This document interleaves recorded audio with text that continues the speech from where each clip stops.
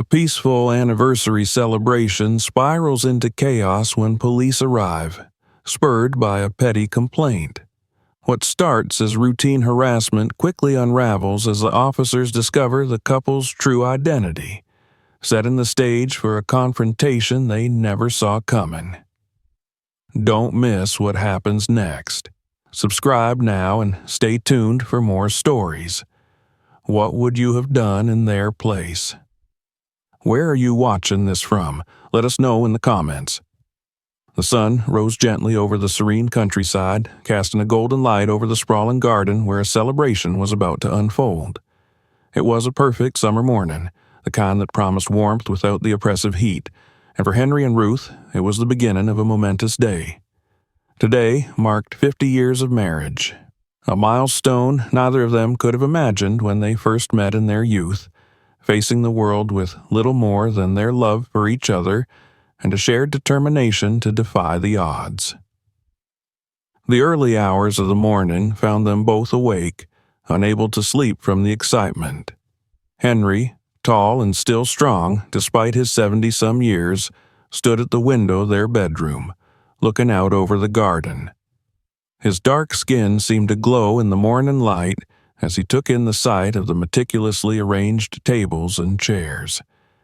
The floral arch, under which they would renew their vows, stood prominently at the center of the yard, draped in white roses and green ivy. Behind it, the old oak tree that had been a silent witness to so many of their memories towered protectively over the scene. Ruth joined him at the window, her hand gently resting on his arm. Her hair, now fully silver, was elegantly styled, and her eyes, though softened with age, sparkled with the same energy that had carried them through countless hardships. She smiled at the sight of the preparations, her heart swelling with pride and anticipation. "Everything's perfect," she said softly, leaning her head on his shoulder. "It's just how I imagined it." Henry smiled, but there was a wistfulness in his gaze. "It's hard to believe it's been 50 years, he murmured. "Remember our first home? It was nothing like this." Ruth chuckled, the sound warm and rich. "Our first home was barely a house, a one-bedroom shack with more leaks than windows, but it was ours." She paused, her voice dropping to a more serious tone. "We've come a long way, haven't we?" Henry nodded. "A long way, but we fought for every inch of it." He turned to her, taking her hand in his.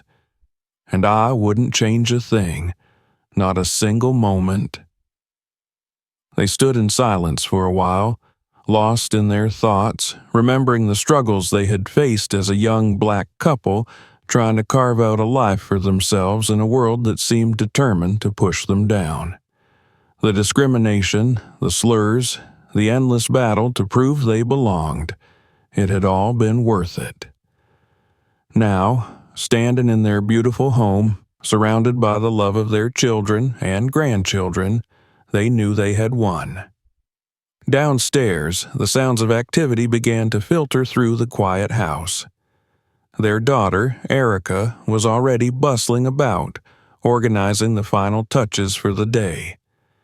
The clatter of dishes and the hum of voices echoed through the halls as family members arrived, eager to help. Ruth gave Henry a final squeeze before turning toward the door. "I suppose we should go down before Erica starts worrying," she said with a smile. "You know how she gets." Henry chuckled. "She's her mother's daughter, that's for sure." They made their way downstairs, greeted by the warmth and laughter of their family. Erica, their eldest, was at the center of the activity, directing everyone with the same precision she applied to her career as a successful lawyer. Her husband, a quiet but supportive man named Darnell, was helping with the heavier tasks, while their teenage son and daughter darted in and out of the kitchen, stealing glances at the growing mountain of food. "Mom, Dad, everything's on schedule," Erica announced as soon as she saw them. I checked with the caterers, the musicians are on their way, and the cake should be here within the hour." Ruth smiled at her daughter's efficiency. "You've thought of everything, haven't you?" "Of course," Erica replied, her tone both proud and slightly anxious. "This day has to be perfect." "It already is," Henry said, placing a hand on his daughter's shoulder. "As long as we're all here together, that's all that matters." In the background, their son, Marcus, arrived with his wife and 2 young children. Marcus, a successful architect, embraced his parents warmly. He was taller than Henry now, his build more muscular from years of physical activity. His children ran ahead of him, excited to see their grandparents. "Papa, Grandma," they shouted in unison as they rushed to hug them. Henry and Ruth bent down to greet their grandchildren, their faces lighting up with joy. The laughter and chatter of family filled the house, and for a moment it seemed as though nothing could mar the perfection of the day. Outside, guests began to arrive.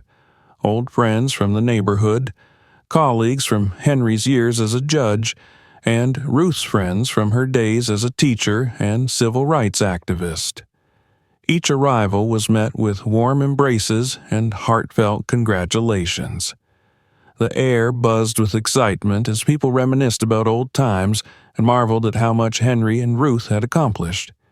Among the guests, however, there were 2 who did not share in the joy of the occasion. Karen and Mitch, the couple from next door, stood at their window, watching the steady stream of visitors with growing disdain. "Look at this," Karen muttered, her lips pursed in disapproval. "It's like a circus. All these people. And the noise hasn't even started yet." Mitch, a man of few words, merely grunted in response, not wanting to get involved in his wife's tirade. He knew better than to try to argue with her when she was in one of her moods. Karen's eyes narrowed as she took in the scene. "This isn't right. They shouldn't be allowed to have such a big gathering out here. We moved to this neighborhood for peace and quiet, not this." She gestured angrily toward the garden. Mitch sighed. "They've lived here as long as we have, Karen. It's their anniversary. Let them celebrate." But Karen was not in a forgiving mood. "I'm calling the police," she announced, reaching for her phone. "This has to stop." Back in the garden, the celebration was in full swing. Henry and Ruth stood under the floral arch, surrounded by their children and grandchildren. The ceremony was simple, but filled with love and meaning as they renewed their vows, promising to stand by each other for the rest of their days, just as they had for the past 50 years. As they shared a tender kiss to seal their renewed commitment, applause erupted from the crowd. Tears of joy filled Ruth's eyes, and Henry, always the stoic one, allowed himself a rare smile of unguarded happiness. The moment was perfect. But just as they turned to face their guests, the distant sound of sirens cut through the laughter. Henry's brow furrowed in confusion, and Ruth's hand tightened on his arm. "What's going on?" she asked, her voice barely above a whisper. Henry shook his head, his heart sinking. "I don't know." Moments later, the police cars arrived, their flashing lights casting an ominous glow over the celebration. Guests turned to see what was happening, their conversations faltering as a group of uniformed officers stepped out of the vehicles. At the front of the group was a tall, broad-shouldered man with a hardened expression. His name was Sergeant James, and as he approached the gathering, it was clear that he had come not to join the celebration, but to put an end to it. The celebration was at its peak. Laughter echoed through the garden as guests shared stories. Children chased each other through the manicured grass, and the scent of barbecue wafted from the outdoor grill. Glasses clinked in toasts, and Henry and Ruth were surrounded by a circle of loved ones. They stood side by side under the floral arch, hands intertwined, basking in the warmth of the occasion. It felt as though nothing could disturb the harmony of the day. Then came the sirens. A hush fell over the crowd as flashing red and blue lights reflected off the windows of the house. Heads turned toward the gate just as 3 police cars screeched to a halt at the entrance of the property. Guests whispered in confusion, exchanging puzzled glances. Children clung to their parents, their excitement turning into fear. The joyous atmosphere evaporated in an instant. Henry's stomach tightened as he stepped forward, instinctively placing himself in front of Ruth. "Stay close," he whispered to her, his grip firm and steady. Out of the lead car stepped Sergeant James, his presence immediately radiating authority. Tall and broad-shouldered, with a rigid jawline and a hard gaze, James exuded the air of someone who had long forgotten what empathy felt like. Behind him, a handful of officers followed, their faces blank and impassive. James strode toward the group, ignoring the curious stares from the guests. His gaze swept over the gathering, and a slight curl of disdain twisted his lips. "Who's in charge here?" James barked, his voice cutting through the uneasy silence like a whip. Henry stepped forward, his hand still on Ruth's arm. "I am. This is my home." "What's going on, officer?" James eyed him, his expression flat. "We got a noise complaint and a report of an unauthorized gathering. We'll need to see your permits." Henry frowned. "Permits? This is a family celebration, not a public event. We're on private property."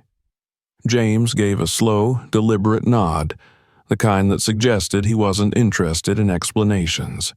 "Private property or not, we've got neighbors complaining. I'll need to see identification and proof of ownership for the property."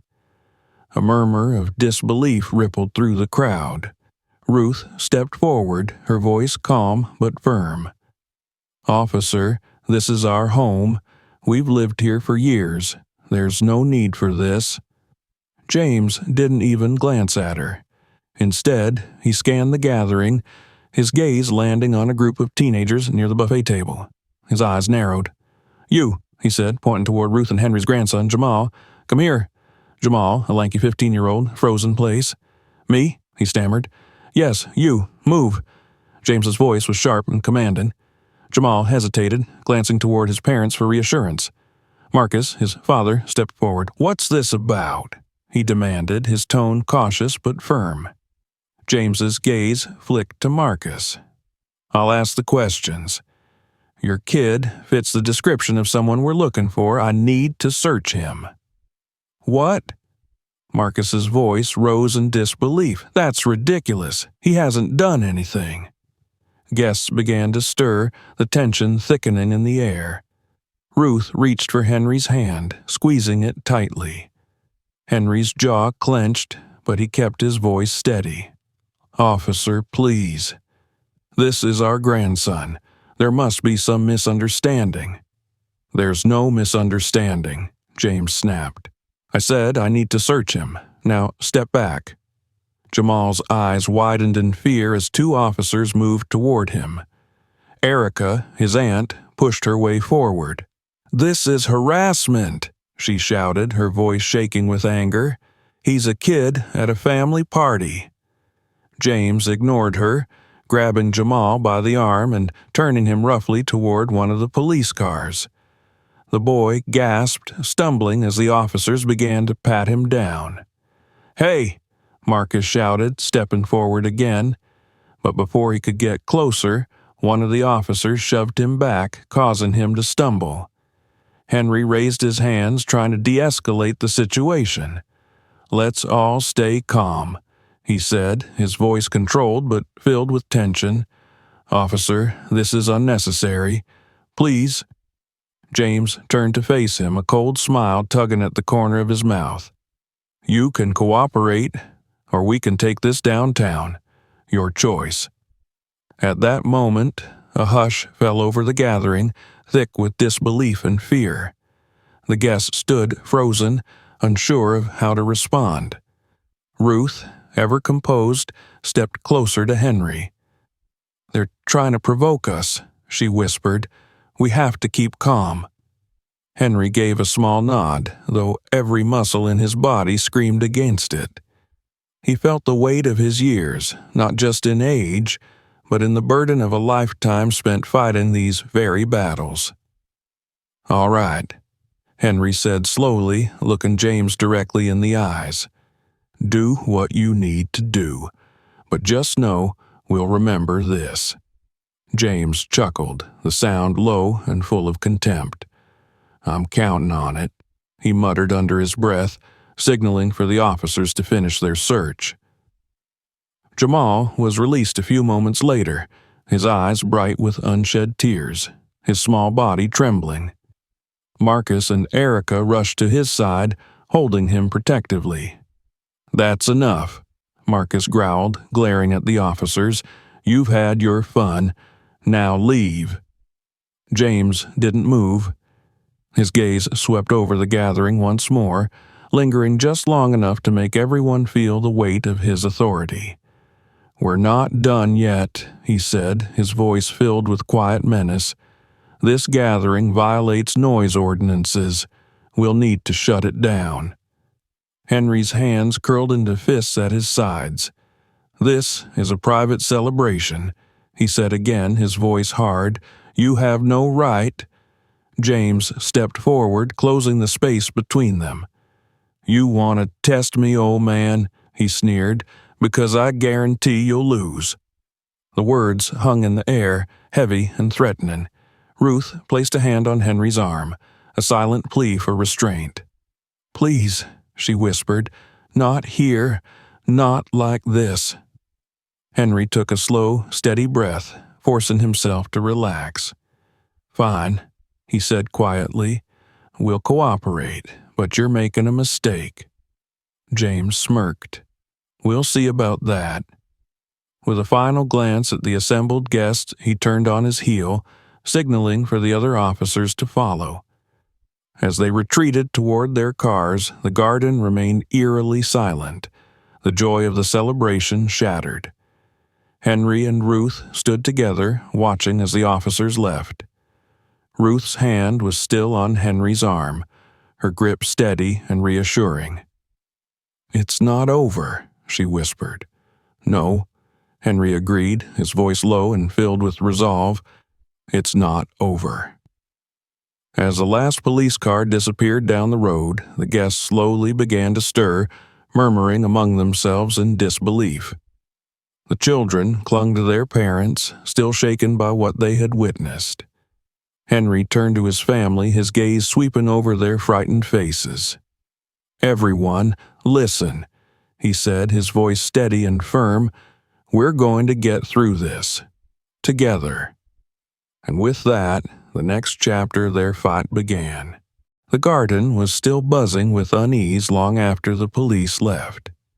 Guests huddled in small groups, whispering in disbelief, their laughter and joy replaced by anxiety and confusion. Children clung to their parents, sensing the tension that now hung heavy in the air. Henry stood at the center of it all, his hand still clutching Ruth's. "I'm sorry, everyone," Henry said, raising his voice to address the gathering. "This celebration is not over. We are together today, and we are staying together." A soft murmur of support rippled through the crowd, but before the tension could fully dissipate, the sharp screech of tires echoed from the street. Everyone turned toward the gate just as the police cars returned, this time faster, with more officers piling out of the vehicles. And at the head of the group, once again, was Sergeant James, his face twisted in a cold, determined expression. James marched toward the garden with renewed purpose, his eyes scanning the crowd with predatory intent. His fellow officers followed closely, their hands resting on their belts, ready for action. "This ends now," James barked. "This gathering is officially shut down. Clear out, or we'll make you leave." A wave of disbelief swept through the guests. Henry stepped forward, shielding Ruth behind him. "This is harassment," he shouted. "We've done nothing wrong." "You've been warned," James said, stepping closer. His hand hovered near his holstered weapon, a silent threat that sent chills through everyone present. One of the other officers, clearly emboldened by James's aggression, grabbed a young guest by the arm and yanked him toward the ground. The boy's mother screamed and rushed forward, only to be shoved aside. "Stop it!" Ruth cried, but before she could intervene, one of the officers roughly pushed her back.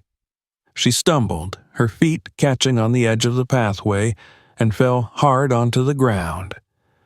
A collective gasp filled the air as guests rushed to her side. Henry was there first, dropping to his knees beside his wife. "Ruth," he called, panic seeping into his voice. Ruth groaned, clutching her hip where she had landed. Tears welled in her eyes, not from the pain, but from the humiliation of the moment. Henry's hands shook as he helped her sit up. The memory of a similar moment from his youth flashed vividly in his mind, a time when he had been thrown to the ground by police for no reason other than walking in the wrong neighborhood. That same helpless rage now surged within him, burning hotter with every breath. He rose to his feet slowly, fists clenched at his sides. His heart thundered in his chest, and for a brief moment, he felt himself teetering on the edge of control. "You've gone too far," Henry said, his voice low and dangerous. James sneered, clearly enjoying the reaction. "Oh, man, you better sit down before you hurt yourself." Henry took a step forward, but Ruth's hand gripped his wrist, holding him back. "Don't," she whispered, her voice barely audible. "Not like this." Henry's body trembled with rage, but he knew she was right. He couldn't let James provoke him. Not here, not in front of his family. Meanwhile, Marcus and Erica were trying to calm their frightened children, who were sobbing uncontrollably. Jamal, still shaken from the earlier search, looked at his grandfather with wide, tear-filled eyes. "Papa, what do we do?" Before Henry could answer, one of the officers grabbed Marcus and shoved him against a police car. "You're under arrest," the officer growled. "What? For what?" Marcus shouted, struggling against the officer's grip. "Obstruction," the officer replied with a smug grin. The crowd erupted in outrage. Guests shouted in protest, some stepping forward to intervene. But James silenced them with a raised hand. "Anyone else wants to play hero?" he taunted. "I've got cuffs for all of you." Henry felt the last thread of his composure snap. "Leave my family alone," he roared, taking another step forward. James moved in a blur, grabbing Henry by the arm and twisting it behind his back. The old man grunted in pain as James forced him to the ground. "That's it," James snarled. "You're done." "No!" Ruth screamed, crawling toward Henry as fast as she could. But another officer blocked her path, shoving her back with unnecessary force. Tears streamed down Ruth's face as she watched her husband be manhandled like a common criminal. "Please," she begged, "just stop." But James was beyond reason. He slapped cuffs on Henry's wrists and yanked him to his feet. "This is what happens when you don't listen," he muttered, his voice dripping with malice. Several other guests were also being restrained, including Jamal, who sobbed in terror as an officer forced him into handcuffs. The sight of the young boy in cuffs was more than Erica could bear. "Stop! He's just a child!" she screamed, but her pleas fell on deaf ears. Guests pulled out their phones, recording the unfolding chaos. "We'll make sure the world sees this," someone shouted. James turned toward the voice, his expression darkening. Put the phones away, or you'll be next."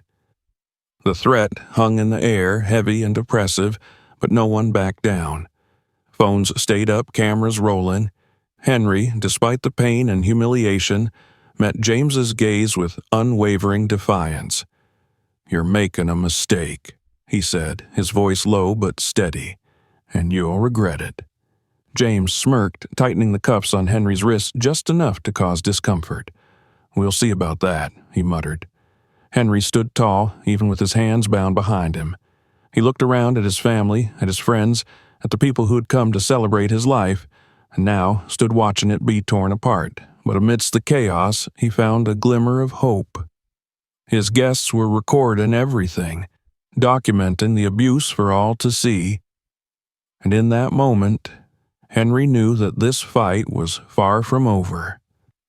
"Stay strong," he whispered to Ruth as the officers began dragging him toward the police cars. "We'll get through this." Ruth nodded, wiping away her tears. "I know," she whispered back. As the officers hauled Henry away, the guests continued to record, their voices rising in unity against the injustice they were witnessing. And so, the joyous celebration was shattered, but the fight for justice had only just begun.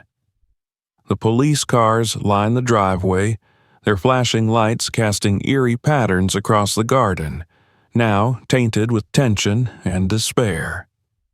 The guests stood frozen, their disbelief giving way to anger and fear. Children clung to their parents, confused and terrified by the sight of family members in handcuffs. Marcus, Erica, Jamal, and several others had been taken into custody, while Henry stood in the center of the chaos, his wrists tightly bound, pain etched across his face.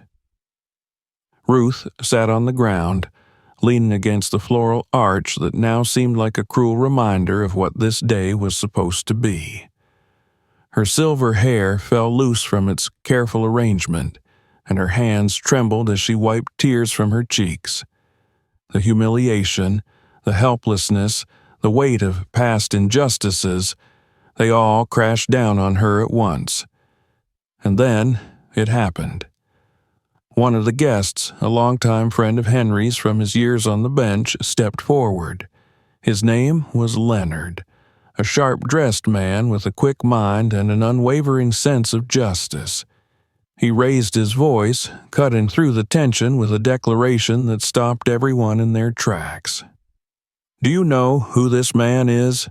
Leonard called out, his voice booming with authority. "This is Henry Thompson, former Justice of the State Supreme Court." The officers hesitated, exchanging nervous glances. Some of them recognized the name instantly, and it was clear from their shifting postures that the dynamic had changed. Henry's reputation was no secret. His decisions from the bench had shaped legal precedents and protected civil rights for decades. James, however, wasn't swayed. He sneered, crossing his arms over his broad chest. "I don't care if he's the Pope," he spat. "Nobody's above the law." Henry's gaze remained steady. "I agree," he said quietly, though his voice carried weight. "No one is above the law, including you." James's expression darkened, his jaw clenching. "You think you can intimidate me with your titles?" He took a step closer, his face inches from Henry's. "I don't care who you used to be. Out here, you're just another old man who doesn't know when to quit." The words dripped with contempt, but Henry stood his ground, refusing to be intimidated. His calm presence seemed to unsettle the younger officers, who began to fidget nervously. One of them, a more experienced officer named Officer Bradley, stepped forward, his expression troubled. "Sergeant, maybe we should reconsider," Bradley murmured. "This is getting out of hand." James shot him a sharp look. "I give the orders here, not you." But the seeds of doubt had already been planted. Bradley exchanged glances with the other officers, and it was clear that they were beginning to question their sergeant's judgment. Meanwhile, Ruth, still seated on the ground, closed her eyes for a moment, lost in a memory. She saw herself as a young woman, standing in front of a school board demanding equal treatment for black students. She remembered the way her heart had pounded in her chest, the way every word felt like a battle, and how she had refused to back down, even when the odds were stacked against her. That same strength surged through her now. Ruth opened her eyes and slowly got to her feet, her hands still shaken but her spirit unbroken. "Enough," she said, her voice firm but calm. "This ends here." The crowd fell silent, watching as Ruth stood tall, a beacon of dignity amidst the chaos. She looked directly at James, her gaze unwavering. "You've made your point, but you're about to make a mistake you'll regret for the rest of your life." James's sneer faltered for a fraction of a second, but he quickly masked it with defiance. "Is that a threat?" he growled. "It's a promise," Ruth replied, her voice steady, "because every one of these people has seen what you've done here today, and we won't forget." Around her, guests raised their phones higher, recording every word, every gesture. The weight of public accountability loomed large, and even James could feel it pressing down on him. But rather than backing down, James doubled down. His face twisted with anger, and in a flash, he grabbed one of the younger guests, an old friend of Jamal, and shoved him to the ground. The boy cried out, his voice echoing through the garden. The crowd gasped, and in that moment, everything changed. The guests erupted into action, shouting and demanding justice. Phones recorded every second of the abuse, and voices rose in defiance against the officer's brutality. Bradley, seeing the situation spiral out of control, made a decision. "That's enough, Sergeant," Bradley snapped, stepping between James and the boy on the ground. "Stand down. Now." James turned on Bradley, his face a mask of fury. "You don't tell me what to do." But Bradley held his ground. "We're done here," he said firmly. "You've crossed a line." The other officers hesitated for a moment longer, then slowly began to step back, their hands no longer on their weapons. It was clear that they were no longer willing to follow James down this path. James, seeing his control slip away, turned back to Henry, his fists clenched in frustration.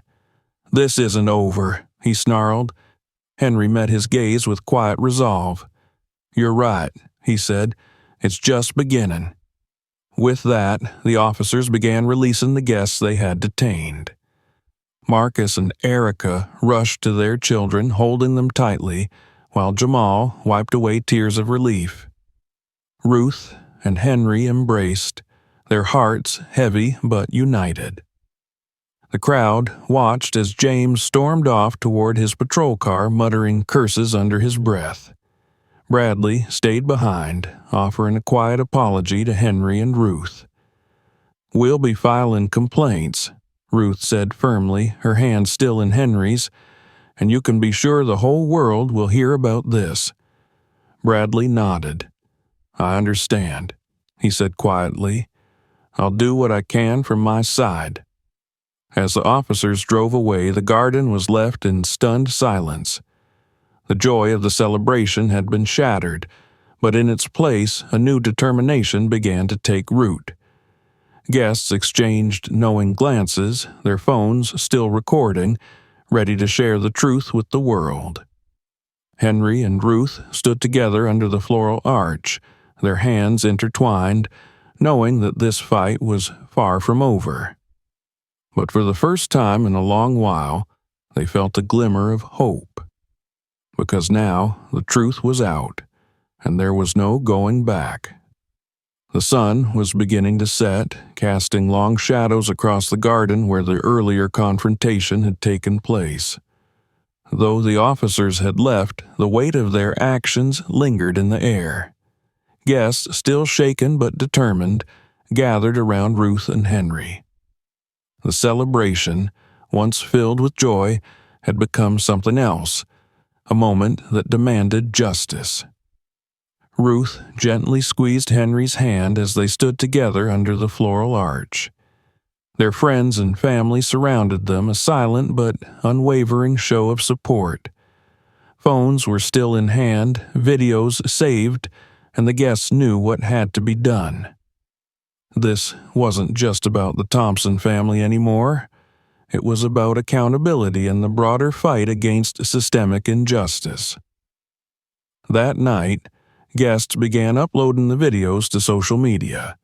Within hours, the recordings went viral, spreading across platforms with hashtags calling for justice. The footage showed everything: the unjustified arrests, the aggression of Sergeant James, the rough treatment of Ruth and the guests, and the brutal detention of Henry and Jamal.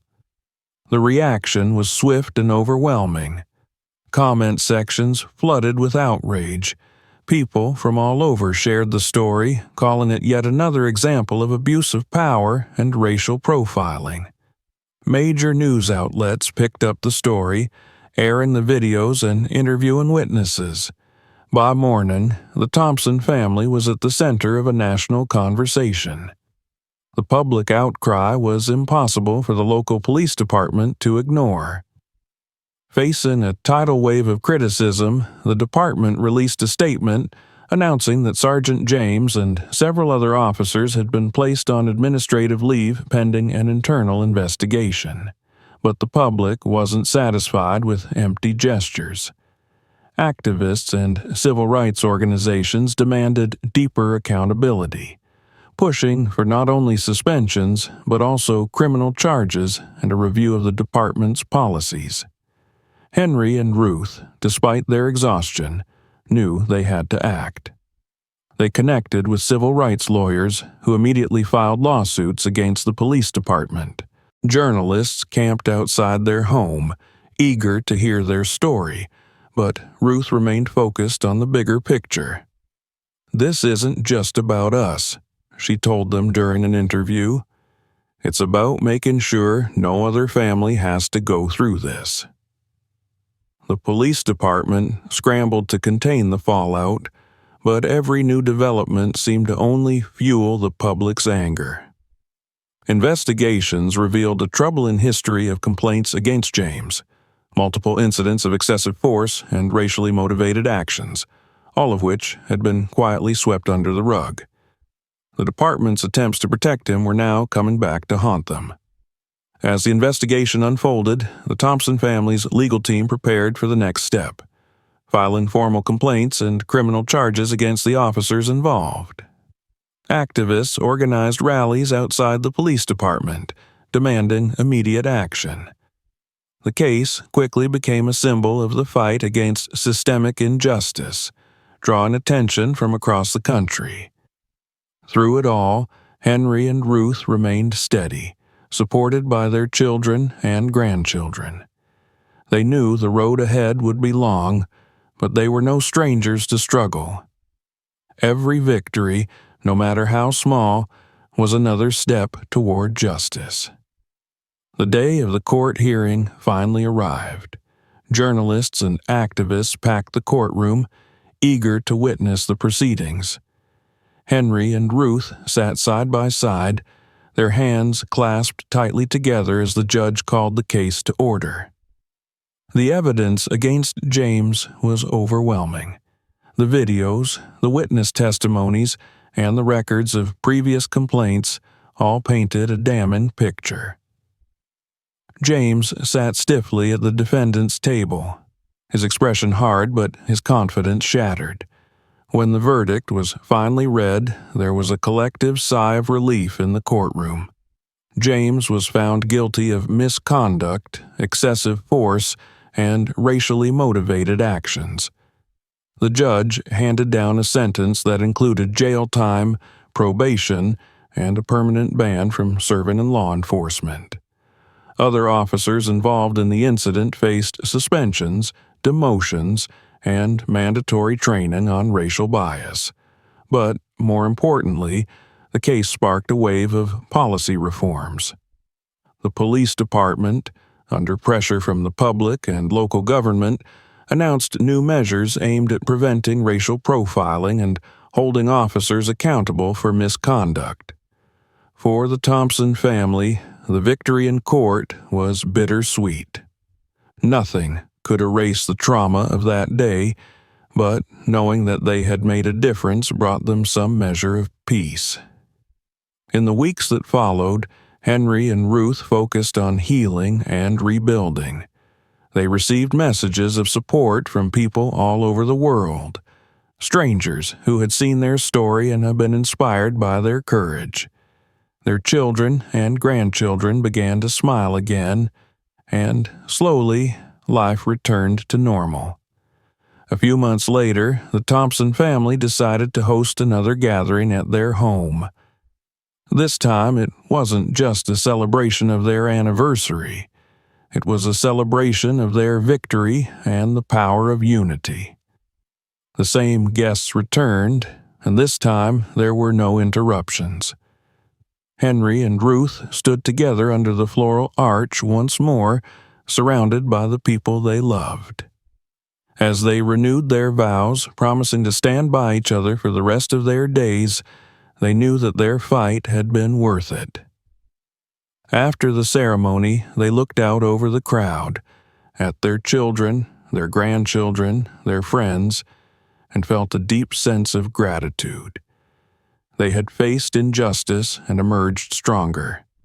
Their story had become a beacon of hope, a reminder that change was possible, even in the face of overwhelming odds. Henry glanced at Ruth, his eyes filled with the same love that had carried them through 50 years of marriage. "We did it," he whispered. Ruth smiled, her heart full. "Yes, we did." And with that, they turned toward their guests, ready to embrace the future, together. This marks the conclusion of the story where justice is achieved and the family finds peace. The celebration, once interrupted by injustice, now serves as a symbol of triumph, unity, and hope for a better future. Thanks for watching. If you enjoyed this story, make sure to hit that subscribe button so you don't miss what's coming next. There's so much more to explore. Check out our other videos and stay tuned for new ones every week. And while you're here, drop a comment. Where are you watching this from? Your thoughts matter, and we'd love to hear from you.